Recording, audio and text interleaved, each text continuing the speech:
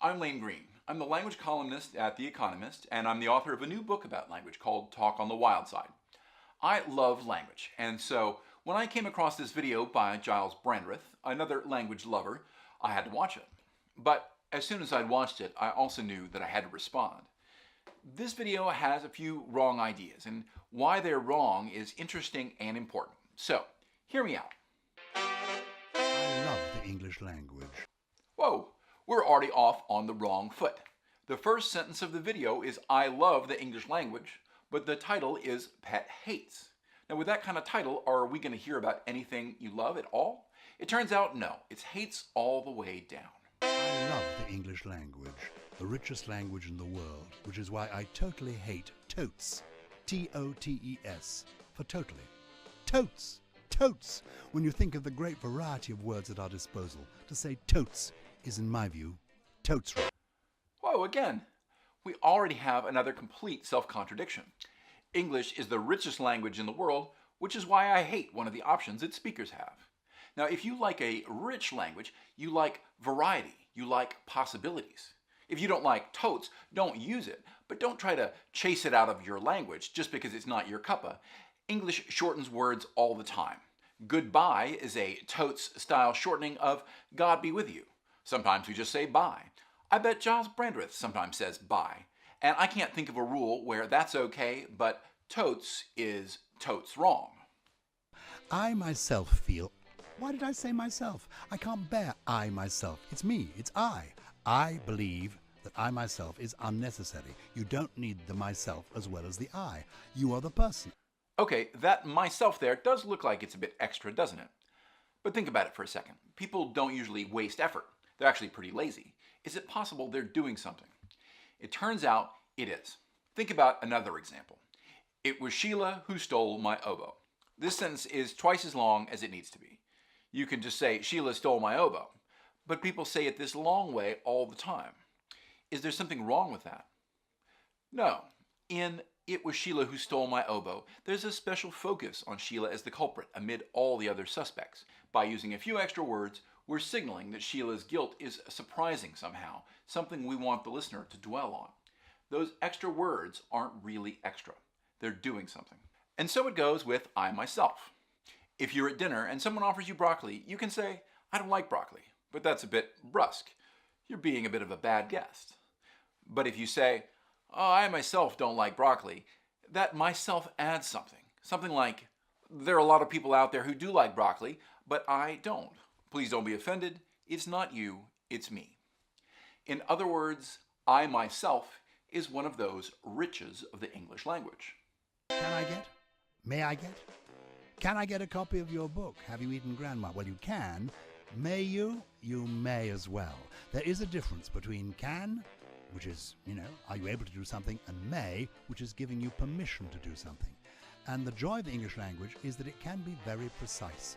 So I like it when people can tell the difference between can and may. I'm a bit of a pedant. I know that. That's the way it goes. Whoa, okay. I'm a bit of a pedant too, so let's have a closer look at the verb can. The joy of the English language is that it can be very precise. That's true, English can be precise. Words like thorium and thulium and thallium have just one meaning, but can isn't one of those words. The Oxford English Dictionary lists 24 different meanings for can as a verb, including 39 sub-entries. One of those is, you guessed it, to be allowed to be given permission to. Now, some of you are thinking, surely this is some modern sloppiness, right? The kids started using can in about 1965 to mean may. Not quite. The OED's first citation for this usage is from 1489, and it's been in constant use ever since. So, can you use can for permission? Of course you can. Sometimes people come up to me in the street and say, are you the fellow off of the telly? Off of? You don't need off of. Are you the fellow off the telly? Or even on the telly? But you don't need off of. It's one of my bugbears. Okay, we're contradicting ourselves again. English is the world's richest language, which is why there are just two acceptable ways of saying this. The man on the telly and the man off the telly, but God forbid a third way, the man off of the telly, comes into the language. Apparently, two options means riches, but 3 is somehow unacceptable. Yes, I am picking nits off a nitpicker. These are small things, but they add up. There are a lot of people who will tell you they love their language so much they just can't bear to see it used incorrectly. Now, they can be forgiven a little mistake or two on what is correct.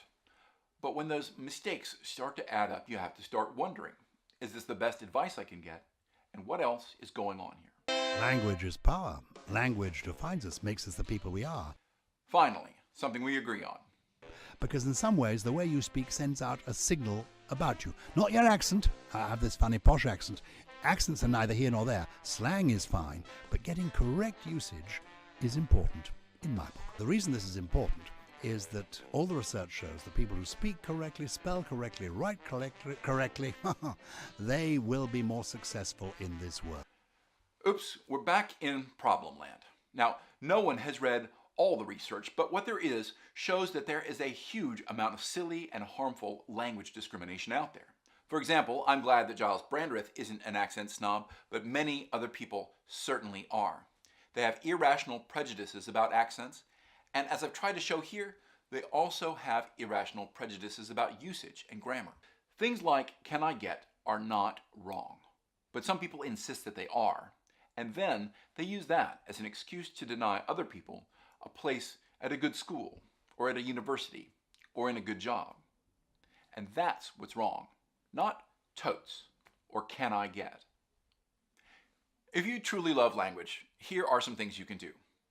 First, learn the real rules. Now, there is a prestige variety of English that's the ticket to good education and good jobs. But don't waste your time on the fake rules. Take some time with some good books to learn the real stuff in all its detail.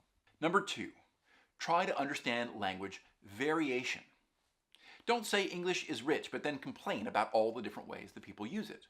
We have different dialects, different occasions that call for different styles, and most importantly, we have different human beings. Think about this. If the world's billion English speakers all used English identically all the time, would we be richer or poorer? Third and finally, and this is a rule for all life really, if you can't think of anything nice to say, your mom and dad told you don't say anything at all. At the very least, disagreeing with someone doesn't mean that you should belittle them. If you really love language, go out there and read, learn, share, and teach, and most of all, try to enjoy your language and share those things that you love about it. Just like you'd enjoy time spent with a good friend. Not because it's perfect, but because it's fantastic. Because it's fascinating. Most of all, because it's fun. I'm Lane Green, and if this got you thinking, there's a lot more about the things I love in language in my new book, Talk on the Wild Side. Thanks.